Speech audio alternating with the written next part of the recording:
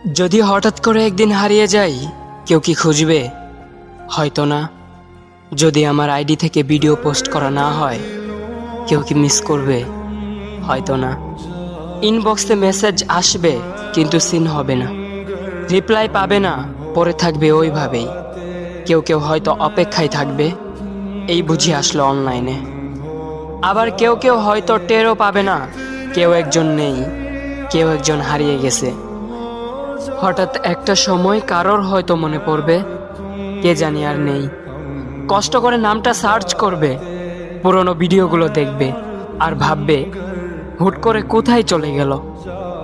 আবার কেউ কেউ হয়তো একদিন দুই দিন না পেয়ে ফ্রেন্ড লিস্ট থেকে আনফ্রেন্ড করে দেবে। যখন আমি থাকবো না, তখন আমার স্মৃতি কারোর মনে পড়বে, হয়তো পড়বে, আবার হয়তো পড়বে না। তবে হারাতে হবে, হারাতে হয়, হারিয়ে যাওয়াই নিয়ম। পার্থক্য একটাই, কেউ আয়োজন করে হারায় আর কেউ হুট করে হারায়। আমি না হয় হুট করেই হারিয়ে যাব।